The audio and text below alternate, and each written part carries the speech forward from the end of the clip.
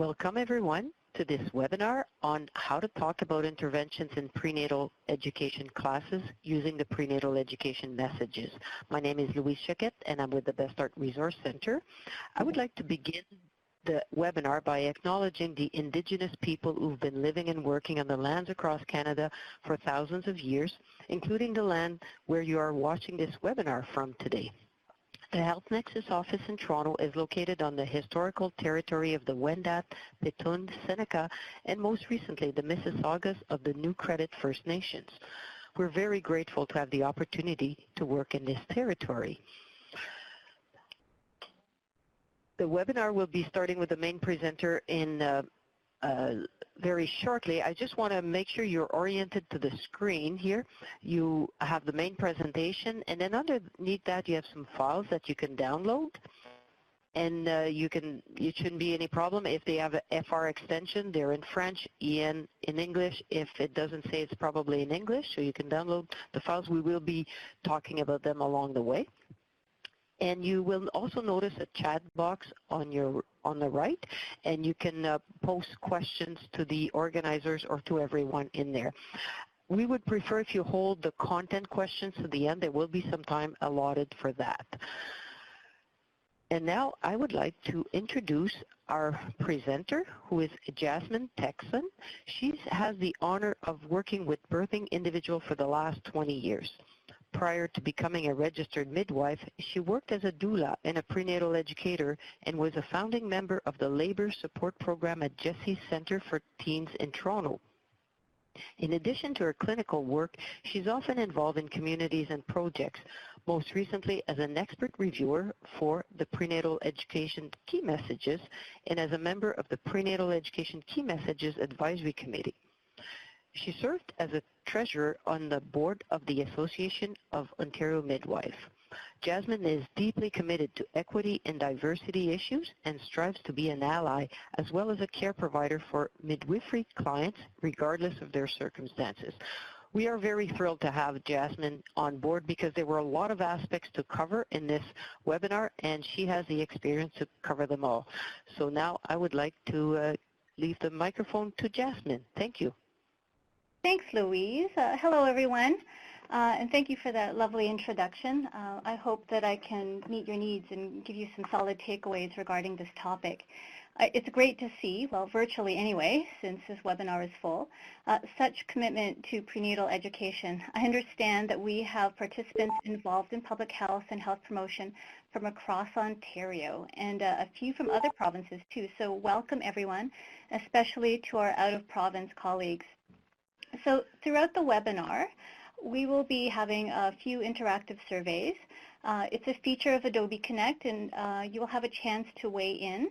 So if you've never used this function in a webinar before, don't worry. It's very simple, and we'll talk you through when we get there. Louise and Amanda and our tech support in the background will be helping us to run things as we go through. Let me just click on the next slide. So as Louise mentioned, throughout the webinar, do feel free to post your questions or comments in the chat box, and we've set aside some time at the end so that I can address them. So let's get started. These are our objectives for today. You'll note that the plan is to briefly touch on the prenatal education key messages, just briefly. Our purpose today is not to teach these messages, nor to orient you to prenatal education content. Given your professional experience, I assume that the majority of you are likely familiar with the stages of labor and what an epidural is and the benefits of counter pressure. Really, what we want to do today is start a conversation about the challenges of working with participants through the content. So that being said, though, links to Best Start's prenatal education program teaching modules have been provided, and of course a link to the wonderful Prenatal Key Messages online tool that you'll see there that we launched last year. I'm going to hand the floor over to Louise just briefly. She's going to give you a little bit of background on those on that tool. Thank you, Jasmin. And I just want to show you the Key Messages website. Hopefully you are familiar with it. So this is OntarioPrenataleducation.ca. took a lot of work to do this, and the intent is to make sure that all service providers who work with pregnant, expectant parents will share the same messages with everyone. Today we'll be covering more information on labor support, interventions in labor, pain medication in labor. And for each of these topics, if you click on it, you get to the key messages, which are all available here. Those are the messages that you would want to share with a pregnant person or support person, and with some detail involved. And then we have the supporting evidence that is more intended for service providers in case they have more questions on it. They can get more information. Resources and links are available, and references are available for all those also. For instance, we may be having sometimes we'll have a reference that is made here. In some cases, there are also appendices. By the way, you can also register to receive updates on key messages, and then whenever the key messages are updated, we will send you an email. Not whenever, but every so often when we've had a few changes made, we send an email to everybody to let them know what the changes are. And one more feature is that all those key messages can be printed in PDF format. So we have not included those PDFs in the downloadables, but you might be interested. We thought you might be interested in knowing that if you have not done that. So I'll stop sharing my screen, and I will give the microphone back to Jasmin. Thank you.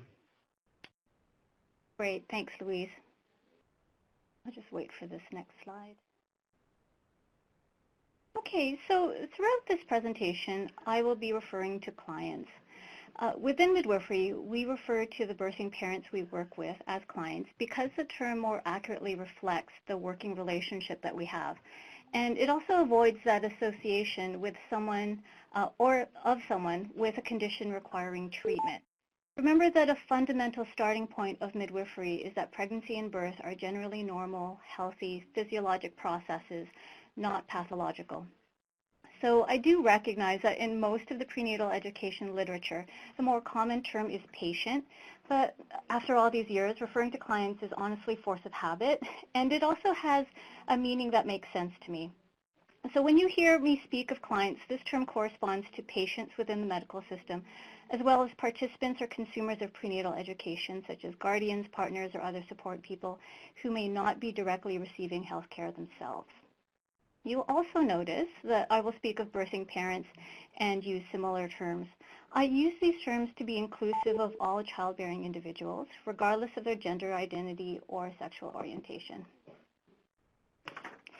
It's important when speaking of prenatal education to consider who is participating. This data comes from BORN, which stands for Better Outcomes Registry and Network. If you're not familiar with it, it's an Ontario-wide resource for collecting, interpreting, sharing, and protecting key data about pregnancy, birth, and childhood in the province. And the goal is to improve healthcare provision. So in 2017, BestStart pulled the 2015 2016 data and noted demographic trends in prenatal education. The results were outlined in their fact sheet 2, which is included in your list of resources in that bottom box. And so as we can see, there's a wide age range for participants. And as well, the majority of prenatal class participants were first-time parents. Participation really drops off sharply the more previous births someone has had. So 42.9% compared to 10.1% out of the parents who have had one previous birth. And we don't have, unfortunately, a specific analysis behind that, though there are likely lots of other factors beyond the basic difficulty of getting out the door the more children you have. And as for language, oops. Oh, sorry. Louise, can we just back a little bit? I want to yep. finish that last point. Regarding language,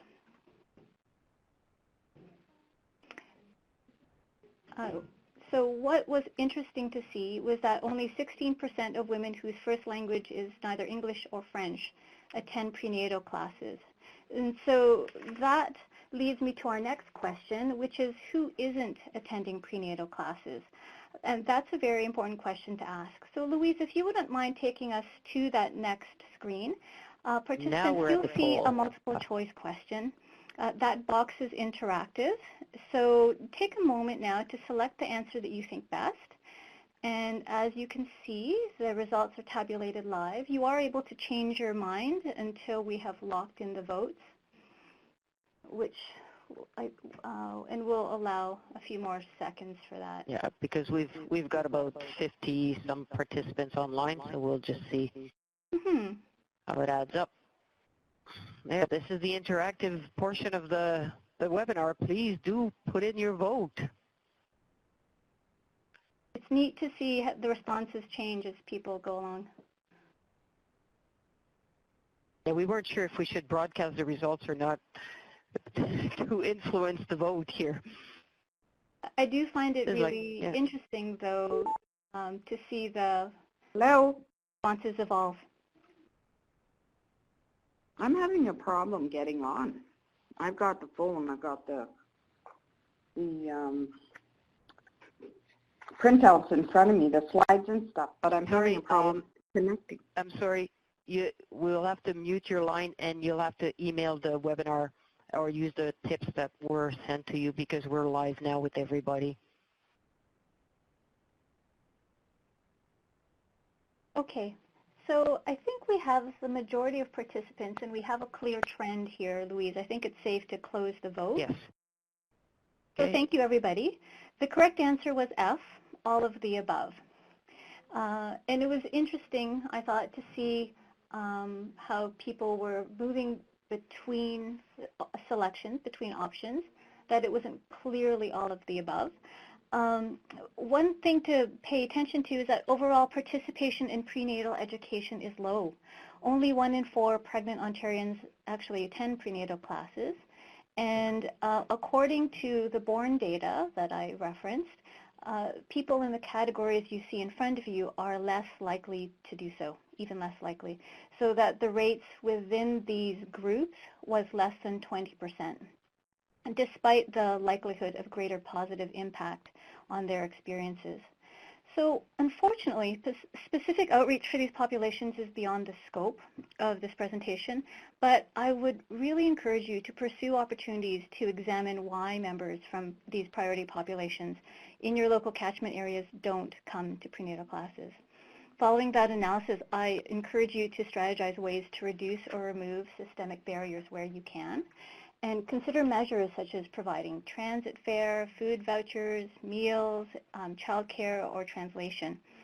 You can also consider things like promotional materials in target languages or alternate formats such as talking circles, play groups, fitness groups, craft groups, or involving community elders. And in the interest of equity, accessibility measures should always be considered and implemented as much as possible. So when we think about prenatal education, it's not simply about relaying information such as signs of labor or how to breathe, nor is it simply about preparing people for facility policies. By providing information and preparation, prenatal education can really reduce fear of childbirth. Parents gain knowledge and skills that can improve pregnancy and birth experiences and can help prepare them for early parenting. However, encouraging parents to not just passively take in information, encouraging them to instead engage with and use information can increase people's confidence, their sense of control, and ultimately their satisfaction with their birth. So as prenatal educators, you can do this by orienting participants to informed decision-making. Informed choice is a key element of client engagement and better health outcomes. Well, what is informed choice anyway? So as you can see on the slide, it is a decision-making process that supports patients to make knowledgeable choices in the context of their own values and preferences. That quote comes from the Ontario Public Health Association's position paper on informed decision-making for labor and birth, released last year, and really a great resource. Now, informed choice might seem obvious, but it's actually still a decision-making process that healthcare consumers do not fully employ, and we'll discuss some of the reasons later. And you'll notice that I use the term informed choice, which is more common in midwifery. Here again, much of the literature refers to informed consent. It's used even in our legislation, as in Ontario's Healthcare Consent Act. The intent behind the terms is, I believe, the same, but I use the term informed choice deliberately as a reminder to myself and to my client that consent is not a given, that once I've done my duty and provided clinical information about a test or procedure, I don't assume that they're going to then say yes.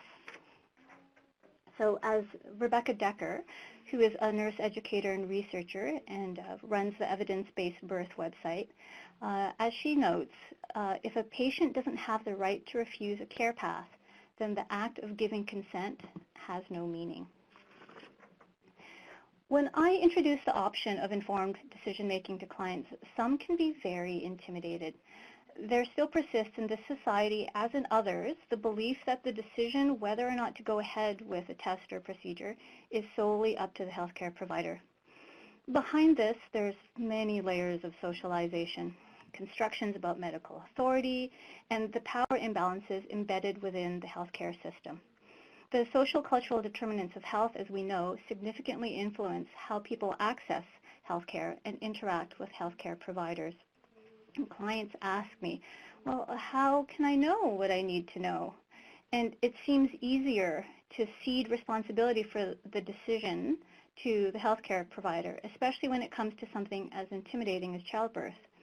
So this tool that you see before you, the BRAIN acronym, can help break down informed decision-making and make it less intimidating. So remember that individuals' confidence and ability to give birth, to care for and care for their child and breastfeed can be enhanced or diminished by every person involved in their birth environment. So that includes prenatal educators.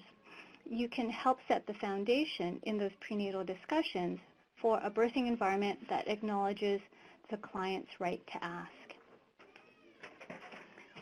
Within the informed choice model, 3 elements are required. You see them before you. Once we have the first 2, so HCP stands for healthcare provider, once you have the first 2, birthing individuals can then utilize the BRAIN acronym as a way to structure the third element, or to help, I guess, format their participation, or give them some specific questions and ways to approach that third element if it's unfamiliar to share their views with their healthcare provider. So as a maternity care provider who regularly incorporates prenatal education into my practice, I recognize that I'm in the interesting position of being able to teach about tests or procedures, have an informed choice discussion with them, with my clients, and then follow through and act on what we've agreed on together. As prenatal educators, even though you may not be delivering clinical care, depending on your actual role, it is essential that you acknowledge your own biases with the information you are presenting, either prenatally or within the actual birthing environment. Prenatal education, just like the clinician-client decision-making at the point of care, is dynamic, and it can be influenced by a number of factors. So this framework, this graphic here, is a framework that sort of lays out some of those factors and organizes them. It's from a set of resources that are part of Choosing Wisely Canada's campaign to reduce unnecessary medical interventions. When teaching clients about applying an informed decision-making process, it helps to acknowledge the many factors behind that point of care interaction. You can see it's often dynamic, nuanced, and unfortunately, this image was difficult to scale up, so I'll read the factors identified within the framework. So on the left there's the clinician's individual attitudes and beliefs in that yellow circle, partly influenced by the culture of professional medicine, which is the gray circle above. This culture also influences the practice environment, that's the gray circle in the middle, which in turn influences the clinician in the yellow circle, the client in the fuchsia circle, on the right, and their interaction, which is in the center. When people can recognize the context that influences an interaction, that can minimize an adversarial approach as they try to advocate for themselves.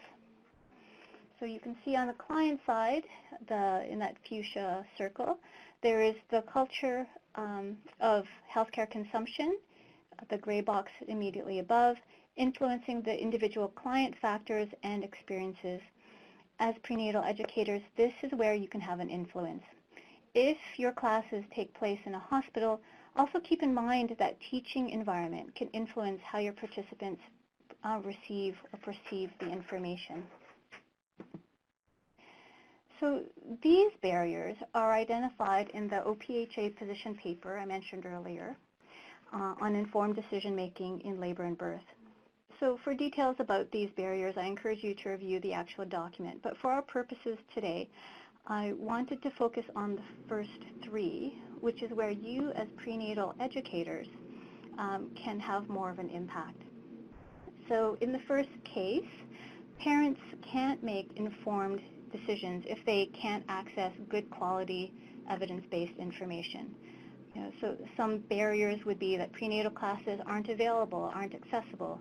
There might be low literacy rates, compounded by low health literacy in general, so not being able to recognize the signs of pregnancy, not knowing when to go to hospital, not recognizing the need for health care during a pregnancy. So these can further limit access. Regarding the second point, I don't know about you, but in the course of my work, I spent a significant amount of time reprogramming people's idea of birth warped by film, TV, and social media. There's also an emphasis on medical technology versus a trust in normal physiologic pregnancy and birth. So as prenatal educators, you can be influential voices in starting to shift that cultural focus away from fear and risk in childbirth. The third barrier refers back to my point about helping to establish a birthing environment that encourages clients to claim their right to informed consent. People may be socialized by gender, culture, or other social cultural determinants to leave decision-making power in the hands of the healthcare provider, but they can do so consciously or unconsciously. Underlying it is the reality of a power imbalance within healthcare interactions. And so by helping clients use informed decision-making tools, they can, be able to navigate that a little bit better. Often in the course of prenatal discussions, clients will ask, which is best? Like, what should I do? Is the doctor right? So I'm sure you've all heard the variations. Whenever this comes up, it's territory you must avoid, not least because you aren't the clinician and working through those decisions with the client. Your role as prenatal educators is to support an environment that encourages client engagement and share tools so that clients can do so. It is, however, valuable to acknowledge these questions, not just redirect them. Don't shut them down, because when clients ask these questions, they're essentially asking, tell me what to do. In other words, it's a flag for you that clients are using a decision-making process that is not necessarily informed. For them, asking questions at all might seem like participation. But asking you or their care provider what they should do signals either a misunderstanding about how informed choice works or a willingness to give up the responsibility that goes along with that right, for comfort or whatever reason. In either case, it's an opportunity to shift their perspective. Addressing the issue can be the start of the client's empowerment and positive view of labor and birth. So recognize that trap, step around it, and call your client's attention to it. So within the Prenatal Education Key Messages, we have addressed assessments and interventions together. But I really think it's more valuable to differentiate between them when preparing clients for facility routines and for practice norms. So, when we talk with clients, we need to discuss what the routines are, and we need to manage their expectations. But when we're talking about assessments, we need to be specific that we're talking about single or periodic checks to confirm wellness or normal changes in the laboring parent or the fetus. Interventions, however, are medical treatments or procedures to change or manage the course of a pregnancy or labor. And the key there is change or manage. So, assessments in labor. At best, the hospital experience is unfamiliar. For many people, especially, I have to acknowledge that the vast majority of people do birth in hospital across the country. So for many people, especially when in a vulnerable health state, being in the hospital can be intimidating. So breaking down hospital activities increases people's understanding and helps them understand the why behind caregivers' actions. And by the way, for those who may be wondering about the peace sign, that's a reference to an inside joke about maternity care amongst maternity care providers about cervical exams. So if you're not familiar, then the accompanying slogan is, you see a peace sign, I see 4 centimeters. I can't hear you groaning or chuckling. So when discussing assessments in labor, it helps to make things as tangible and as visible as possible. So you want to explain the rationale behind assessments such as urine samples, assessment questions, medical history questions, and blood work so that pregnant people understand what's necessary to take better care of them. So these are other assessments discussed within the Best Start Prenatal Education program modules and within the key messages. So when it comes to routine assessments, it's important to recognize that we can become so familiar with these as maternity care providers, as prenatal educators, that we take them for granted. For some people, having the ways we confirm fetal and parental well-being is reassuring, and it increases their sense of safety. But for others, when we talk about these unquestioned norms, some of these things, they can be surprising or even a shock, such as vaginal exams during labor. So it helps to be very specific, as in, it is an internal exam. Make details clear, adjust the level of detail to the audience, and these can minimize birthing people's feelings of vulnerability. And in the case of people with history of abuse, it can help reduce trauma. So some information bullets here about fetal heart rate monitoring, and also a little bit more about vaginal exams. You all have access to the slide deck, so I won't dwell on these.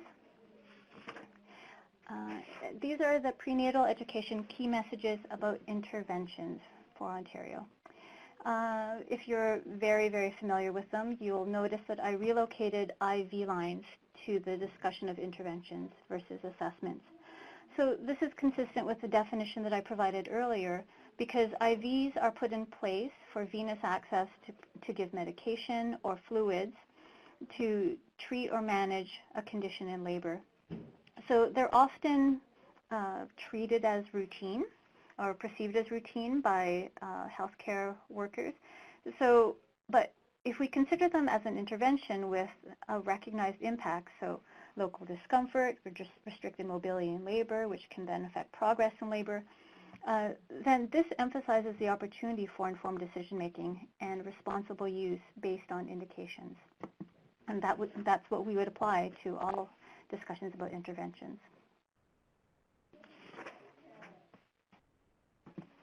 When talking to parents about birth preparation, there seems to be the most interest, but also the most fear around interventions, that and epidurals, of course. So in particular, people fear that interventions will just happen to them suddenly and without discussion. As noted by Elmire et al. In their 2010 meta-ethnography about experiences of traumatic birth, birthing parents reported feeling vulnerable, powerless, and distressed when recalling their labor and birth experiences, as the decisions surrounding their care were made for them without their involvement. So how can we improve this? Parents are very concerned about the suddenness of interventions, about feeling out of control. How much of this is perception For starters, it can be reduced by starting conversations about medical interventions prior to labor. However, it's important to help parents set realistic expectations. Consider the client-clinician interaction framework that I shared with you. Give parents a realistic sense of where they can increase personal control. You're not necessarily scaring parents by being honest about the realities of maternity care. So in your discussions, try to create space for their fears and concerns and address those head-on. Use non-technical language wherever possible. So for example, speak of tubes versus catheters. I frequently, will reframe toning contractions or Braxton Hicks and call them toning contractions instead. Because if you've ever looked up Braxton Hicks, like he's a grizzled male obstetrician from the 1800s who never had a uterus, whereas people who have toning contractions have actually been having that smooth, healthy, smooth muscle activity ever since they first started menstruating. So then people can understand and check in with their bodies and own what's happening in a normal framework. So be aware of the possible need to debrief and discuss videos and other visual aids. So again, we can take things for granted about what we're showing to people. So sometimes this can create misconceptions, and we want to make sure that people really understand what they're seeing or taking away what we want them to take away. So these are the interventions covered in the key messages. So by instrumental birth, of course, I mean forceps and vacuum, not violins and cellos. C-sections are a possibility, but as you saw when Louise showed the online tool, that's covered in a separate key message outside of the scope of this webinar. So one strategy I thought I'd share with you about discussing these topics is to focus the discussions rather than just run through them. In Best Starts, Better Practices Prenatal Education document, there is a tip about an activity called What Are We Doing Next? So upcoming topics were listed by the facilitator on a flip chart, and participants marked off the topics that interested them the most. So they were, you can use numbers to prioritize, you can use a color coding system, or you can distribute a set number of stickers or post-it notes and then have people put them wherever they wanted. And then the prenatal educator would tailor the session based on the interest weighting that resulted. So you can also consider role-playing interactions between birthing parents, support people, and healthcare providers. The persistent theme in feedback was that parents felt prepared for normal vaginal birth, but they were not well prepared for the unexpected. So it's true that what happens at the place of birth is out of the hands of prenatal educators, but that doesn't mean you need to shy away from the possibility when talking about the possibility of abnormal when talking about interventions. So make the distinction between interventions as routine or used without evidence versus those interventions that are used when needed, and encourage people to build and use decision-making skills. So, I think we were supposed to do a poll at this point, yeah. Yeah, there's I'll a bring little up the quiz poll. that we were going to move into. Yep, right there. So interventions in labor. Like if you could take a moment and select which of the following is not an intervention in labor. And look how quick you are.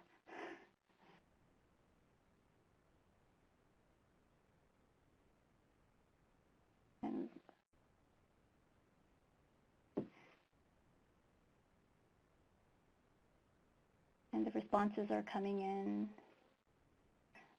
There is a clear trend here I can see. You guys know your terminology.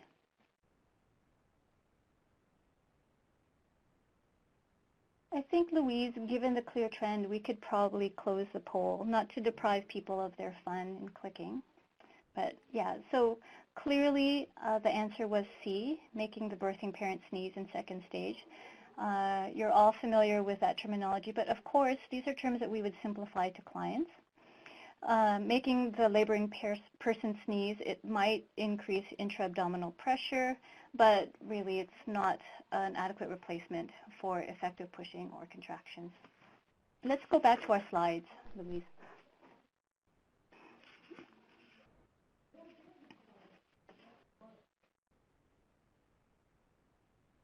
Okay. So here we have the key messages when discussing pain medications in labor. I don't want to read the slides. It's a pet peeve of mine, and I know that you can always go through yourselves. When discussing pain medications in labor, pregnant people want to know, what are my options? When can I have those options? So they're asking, when is the best time for X? When is it too early? Or, what they're often emphasizing, when is it too late? They also want to know who is administering these medications. Parents are not always clear that some medications require the availability of the anesthetist, a doctor who needs to be consulted and called in, while others, other medications can be self-administered, like nitrous oxide. And they also would like to know, pregnant people would like to know, how are these types of medications administered. So this can include inhalants, injectables in various places, and of course epidurals. The availability of different pain medications will depend on local hospitals and facility resources and the birthing parent's individual factors. So nitrous oxide, for example, was rated one of the least helpful in a survey of birthing parents during labor, with epidurals being the most popular at 63% of birthing parents using epidurals for pain relief and finding it helpful. It's interesting, most hospitals in Ontario now have epidurals available 24 hours a day. And for myself, working in level 2, level 3 facilities within the GTA, that meant to me that in the inverse, that there are some hospitals where epidurals were not available 24 hours a day. Larger centers and teaching hospitals were more likely to have anesthetists in-house at all times. So birthing parents often don't realize that it takes time to set up or obtain pain medications. Admission procedures need to be followed, baseline safety assessments need to be done, lab results need to be ready, and anesthetic doctors need to be available. So parents need to be aware that the time between request and administration can be an hour or more. Birthing parents also often don't realize that a pain medication can be a package deal. So in the case of epidural, for example, they would be trading contraction relief for continuous EFM, IV, a Foley catheter, artificial rupture of membranes, and also possibly oxytocin augmentation. This would be the classic example of the cascade of interventions. So the following slides are overviews of key messages, key points regarding the various forms of pain medication available in labor. I'll just leave a few minutes, or actually not even, a minute or two with each slide, because as I said, you do have access to the slide deck and can peruse these details at your convenience. I find these slides rather dense, but webinars evolve through development.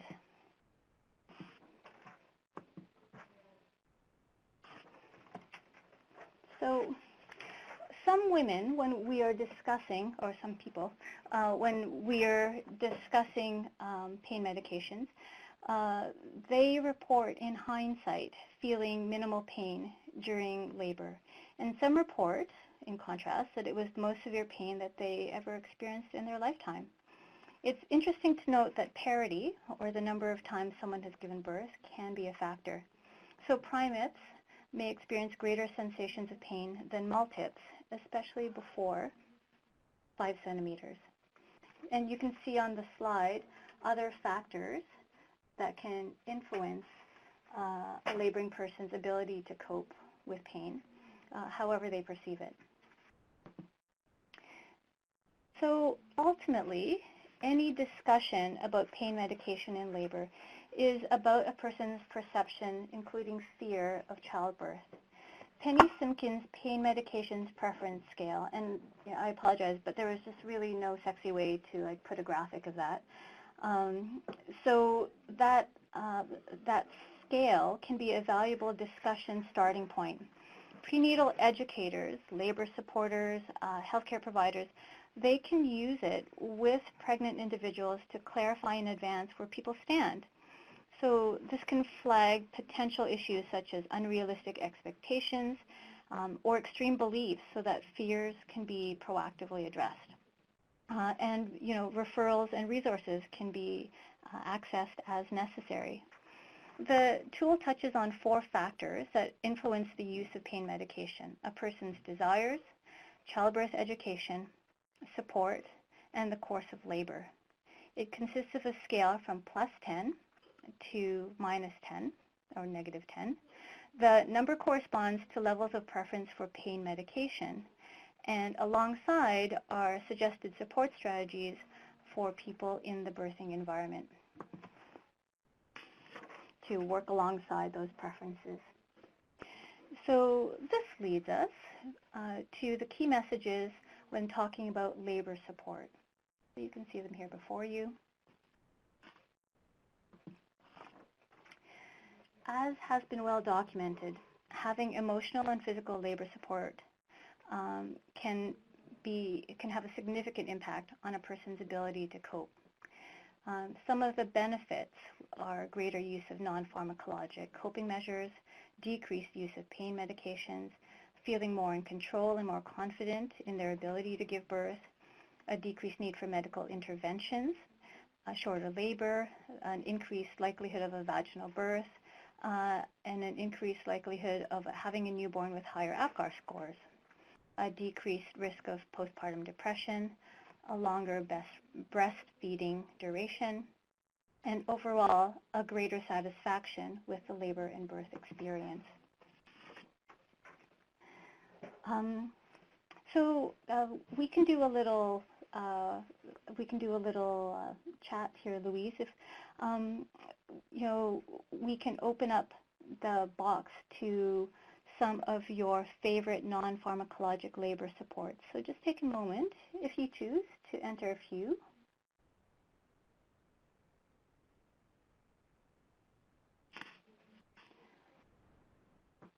Oops. So just looking, so we can all see the chat box here. Hydrotherapy, hypnosis, whirlpool, acupressure. I have to say, I particularly love hydrotherapy, being a midwife who has privileges at 2 hospitals that provide the option of hospital water birth. Counterpressure massage.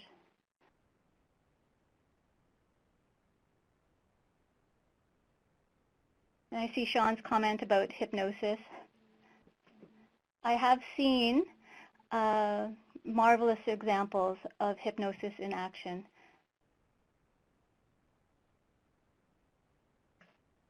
Great, thank you everybody for your input. Louise, and there's meditation, yoga. I have heard from many clients that their takeaways from meditation and yoga classes were very practical and could be directly applied to improving their experience of labor and birth. So thanks everybody for your input.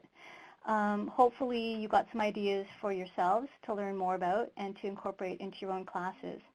And more information about these coping measures is available from Best Start within the key messages and their teaching modules. So, and here just a list of some of the non-pharmacologic coping measures that are mentioned within the key messages, some of which you may be familiar. Some of these are, are more specialized skills, so or accessed through resources such as a physiotherapist or massage therapist. So I'm thinking about the TENS machine. Things like distraction, touch, massage, water, position changes.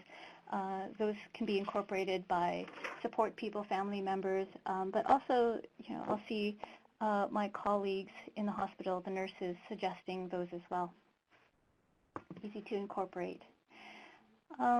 So, which comfort measures, that's my little segue to talk about which comfort measures can be used, because those really depend on who that support person is and what their knowledge level is.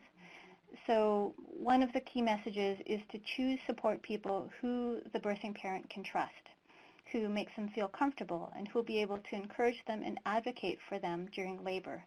And that's wonderful if everybody can have that. For many birthing parents, their support person is their partner. It can be their relative, their friend, or also their doula. The hospital data from 2007 shows that just over 94% of birthing parents had their partner present. So 35% had a support person other than their partner. The math is a little bit wonky. I apologize. It's not my math. Of those birthing parents, those who were more likely to have a support person other than their partner were from low-income families or under 19 years of age. So from that same date, 99% of hospitals encourage partners to be involved, but interestingly, 60% restricted the number of support people in the delivery room. And also, doulas were not frequently used in hospital. So, on the one hand, hospitals encourage support people to be involved, specifically partners, and yet we see these restrictions that can limit the number of people who can actually be providing support. It all falls on the partner. There isn't a fallback for the partner. And so what we do know is that sometimes more than one support person is required to ensure that the support person's needs are also met so that they can continue to be effective in their particular role. So there are challenges to labor support. There can be barriers. The birthing parent might not feel that they have adequate support, that they have enough people, or that people are available when and as much as they need them. The birthing parent might feel that they can't communicate easily with their support person regarding their needs. Support people might feel that they're not able to provide support well or sufficiently. They might themselves be overly anxious, fearful, or uncomfortable with the birthing process. The birthing parent or the support people might need more information on coping measures. And the birthing parent themselves, they might feel that they have fears and expectations. They might have fears and expectations that influence what their support needs are. As for hospital policies, I mentioned limits regarding the number of support people. There may also be policies around non-pharmacologic coping measures about people needing to stay in bed for particular assessments, about allowing, for example, aromatherapy or smudging. Other challenges might be around the place of birth. So there may be limitations around a place of birth, such as the room size, the amount of navigable space, the availability of a bath, shower, the temperature in the room, the number of people around the birthing environment. The skill set of support people, I mentioned, is also a factor. Not everybody knows how to do sterile water injections or can do sterile water injections. Not everybody knows how to do shiatsu or hypnosis or can access or can connect with people who know how to do that prenatally. And so, which speaks to resources. So whether a birthing parent has someone reliable to ask, or whether they have money to pay for a doula, or if they have enough social resources to be able to connect and advocate for volunteer support or to utilize community resources. However these labor support challenges come up, it helps to, number one, acknowledge the challenge. If you can, you know, the family, the birthing parent, they may not identify these as challenges, but from your positioning as a prenatal educator and your experience working in birth work, you might be able to, you know, clearly see this is going to be an issue. So if you can, speak to the parents privately. And with your greater visibility, suggest other community or hospital resources. And try, wherever possible, to refer them either back to their care provider or to other programs or services, of course, after obtaining their consent. This last tool that I wanted to share with you is the Learn module. I've borrowed it from Cultural Competency Education. I find this extremely valuable across many of my professional interactions, actually professional and personal. So I use this tool as an informed choice, during informed choice discussions, as the third element in that piece, as a way for the client and I to share our views. So the Learn module is an acronym, and the first stands for listen. The first letter stands for listen. So we're listening with patience and empathy to the client's perceptions. Next is to explain our own perceptions. And then at this meeting point, we acknowledge and discuss similarities and differences. So how can we connect? And then because of, well, my role as a healthcare provider, then I would recommend a course of action. As a prenatal educator, depending on the situation, the context, it might be a suggestion to pursue information or suggest a strategy to use with their healthcare provider. And then negotiate an agreement. So how do they feel about your recommendation or your suggestion? Well, my recommendation, your suggestion. How do they feel about that? And what do you both agree would be the most appropriate way to move forward? What would be the next steps? So as prenatal educators, this tool can be useful when clients raise pronounced fears or biases. But as I said, try to use it with everyone to acknowledge whatever they're already bringing with them into their birth, regardless of what information they've received from you. So by using this model, you can respectfully incorporate parents' concerns while helping prepare them to navigate the realities of birth, of labor, and birth care. So finally, whoops, let's go back. Too much clicking. Finally, 2014 Cochrane Review found high-quality evidence of the effectiveness of decision aids to support client-informed choice. So decision aids, if you're not familiar with them, are tools that identify the risks and benefits of a choice that people may value differently. Compared to other more common health education materials, decision aids help to match what matters most to a person with the option that has the features they value. So unfortunately, there's a recognized dearth of decision aids developed and tested for labor and birth. But I wanted to at least share with you other resources to support clients' informed decision-making. Many of you are hopefully already familiar with the evidence-based OMAMA app, but we provided the link there. The Association of Ontario Midwives is working to develop more client resources. I do encourage you to have a look. In particular, their VBAC handout for clients is a pretty good example of a decision aid versus an information sheet. And many of those client handouts, decision aids and information sheets, are also nicely available in other languages other than English.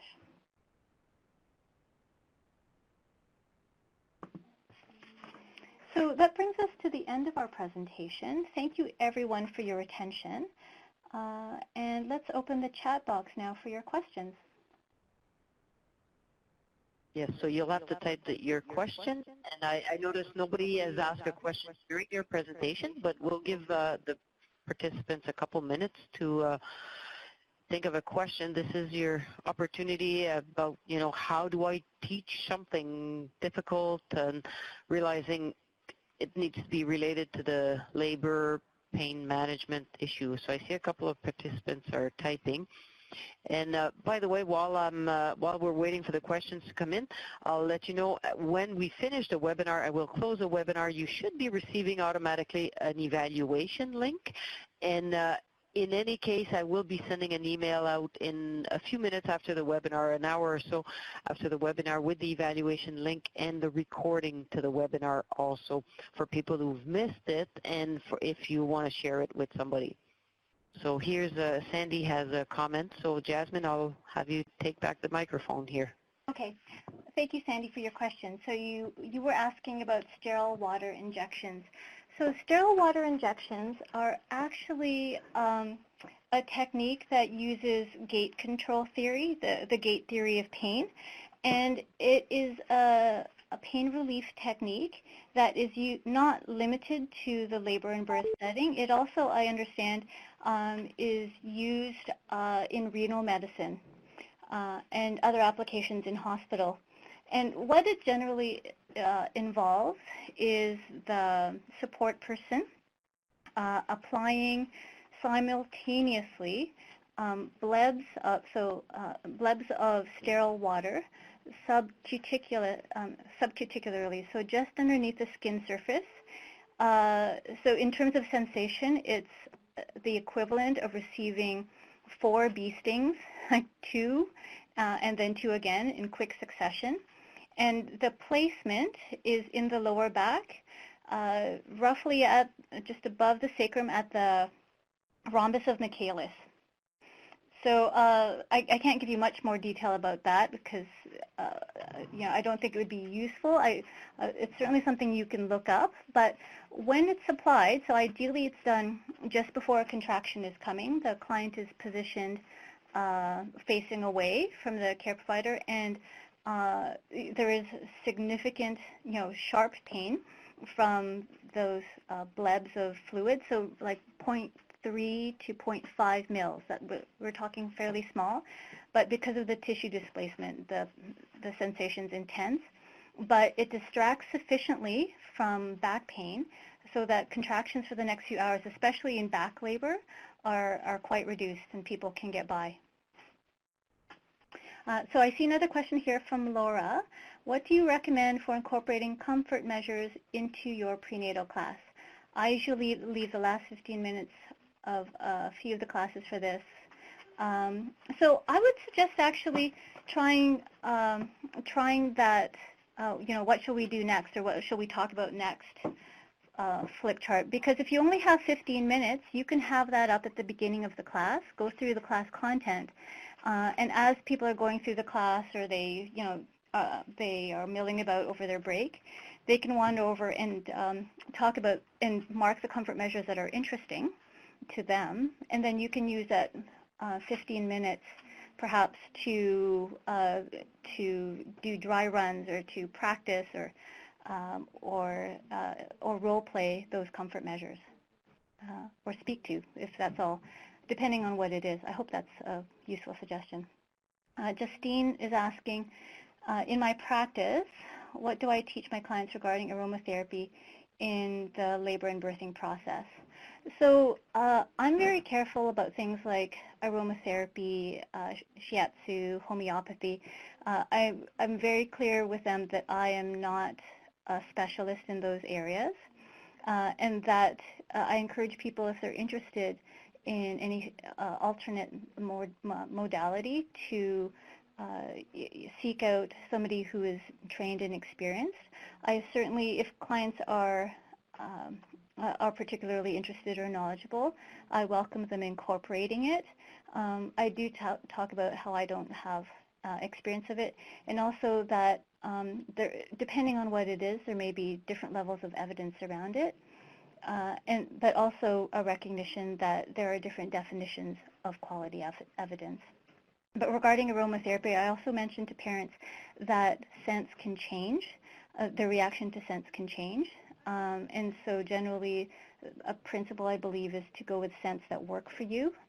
And so to not commit like an entire room to diffusing necessarily, unless they can change that scent.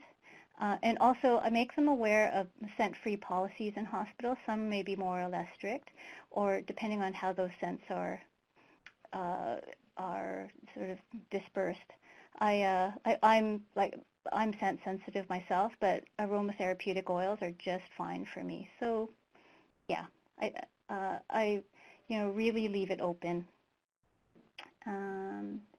Susan is asking if I think it's necessary to teach the details about medical interventions, or does it go against the normalization of the birth process? Well, see, it's that challenge of like prepare, don't scare. We consistently hear that people feel like they're prepared for normal birth, but they're not, they're completely sideswiped when it does not go normally.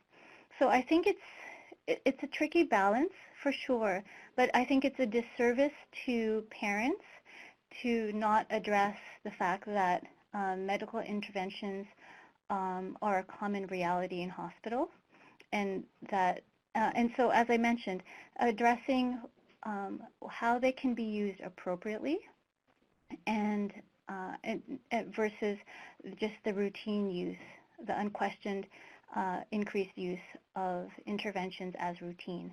So because as a midwife, that's a key part of our practice, integrated into the healthcare system, supporting options, not supporting normal or like low intervention over high intervention, using technologies as appropriate, and giving clients the empowerment, the options, the choices to use what they feel they need for their birth, or sometimes what's medically necessary.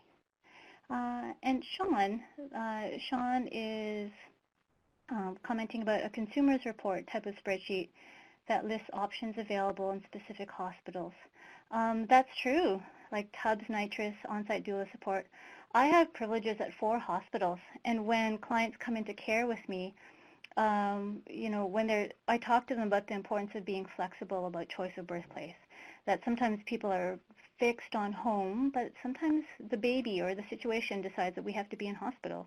And sometimes people are fixed on the opposite, hospital versus home, but again, the baby's deciding things. But then also between hospitals, we talk about issues between the different facilities. And so we talk respectfully, but some people are really wanting home birth, hospital water birth. Other facilities don't offer that. So other facilities that I have privileges at, I have to transfer care for oxytocin. If I have a PRIMIP client who may have a higher likelihood of needing oxytocin, then and they want to stay in midwifery care and not be transferred over, that'll be an issue for them. And thank you, I just wanted to Louise, comment. for That's in rural area where I am, for instance, there's one hospital, so it has what it has. It was a little bit shocking for me to see in that one statistic that there are birthing people who, if they come in, I don't know, after like 7 p.m. on a weeknight or on a weekend, they do not have the option of an epidural. They have to lump it. And so that just, for people who really want or need an epidural, that's a very sad thing. Are there any other questions?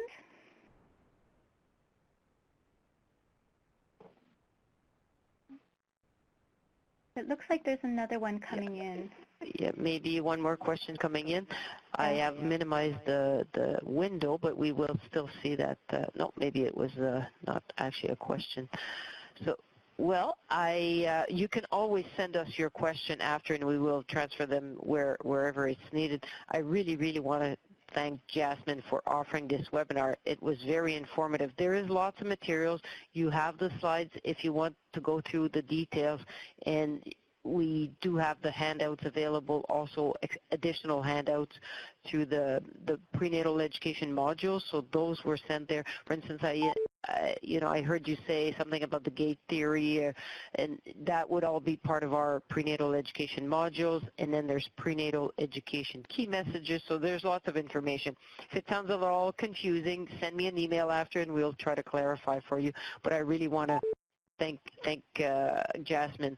I just see now Andrea and Harriet are mentioning that in Goose Bay there is no option of an epidural yet, and I can relate to that at certain times of the day or week here also in my area. So anyway, I have already sent the PDF to everybody yesterday morning. If you did not get them, you can always email me back and I'll send them again. So you cannot download the slides right offline right now. So thank you very much. We're going to wrap up this webinar, and as I close the meeting, you should be receiving a link for evaluation. Evaluations are very important to us, so I do hope you take time to fill them in. Thank you very much, everyone. Thank you.